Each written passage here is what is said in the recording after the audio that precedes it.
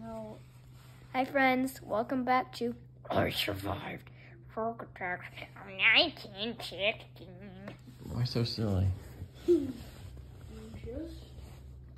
The next day, the guys came by the diner, smiling, like everything was normal. Chet didn't.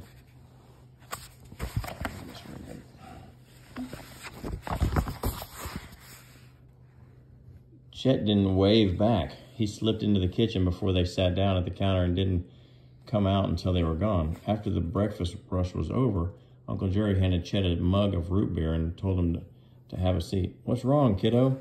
he asked, sitting on the stool next to Chet's. "I see you've been avoiding your buddies." "They're not my buddies," Chet said. "I hardly know them." Uncle Jerry peeked at Chet. "Just because of that stunt?" "Thank you. At the creek?" "You heard about that?" Chet said. Uncle Jerry chuckled, but not in a nasty way. "They didn't mean any harm," he said. "You should be flattered." "How's that?" Chet said. "They made me feel like an idiot." "It means they like you." "You're one of them," Uncle Jerry said. Now they're expecting you to get them back. Didn't you know that's how it works?" How could Chet know? He never had any real friends before. He wanted to know more, but before he could ask, Mr. Colton and Dr. J came through the door. They were Uncle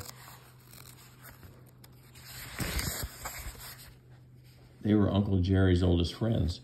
Mr. Colton owned the hardware store. Dr. J took care of practically everything in town. They came in every day for coffee and to chat about baseball with Uncle Jerry. But today, the men didn't want to talk about Babe Ruth's pitching record. I didn't even know Babe Ruth was a pitcher. That's weird.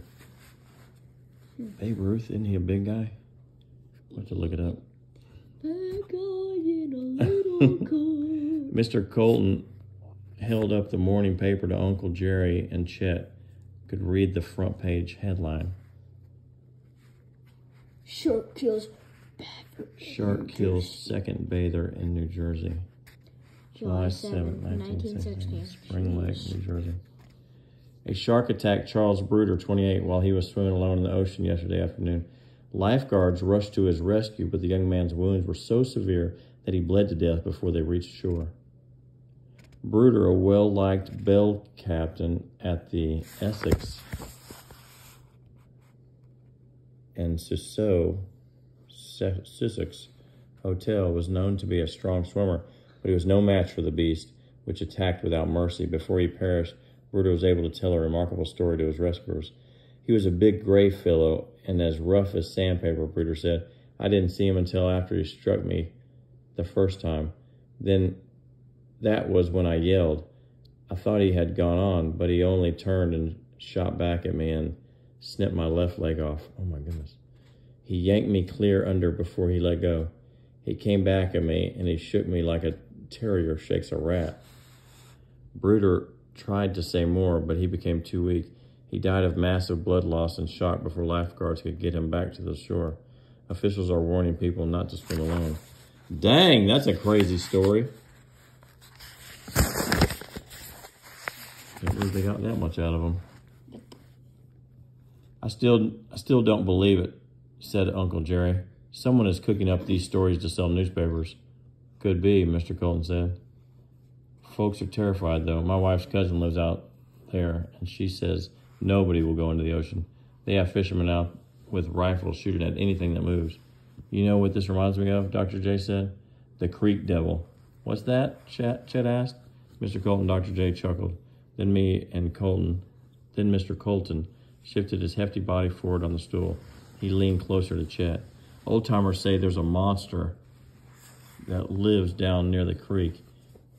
He's covered with mud, eats snakes and bats, and makes a terrible hissing sound. Moans, too. Legend is that he comes out every decade and drags a kid back into the mud with him." Into the mud. Stop moving. "People believe that?" Chet said. "Everyone in town knows the legend," Uncle Jerry said, "but nobody really believes it. Except for Jerry here," Dr. J said, slapping Uncle Jake on the shoulder. when we were little, he wouldn't go near the creek. Bah, Uncle Jake said, waving his hand at Dr. J. I don't know what you're talking about. Doesn't someone need a wart removed or something? What's a wart? A wart? It's like a growth on your skin. The doctor can probably remove. Why do you say that? He's like looking for something to do instead of talking about something that's embarrassing for him. Was Uncle Jerry blushing? Imagine Uncle Jerry being afraid of a makeup monster. Chet smiled to himself. Maybe there was hope for him yet. Suddenly, Chet had an idea for the greatest prank ever. Folks would be talking about it for years, and then he'd be part of the gang for sure. Dewey, Monty, and Sid were going to come face to face with the Creek Devil. Nice. Oh, yeah. Chapter 7's next.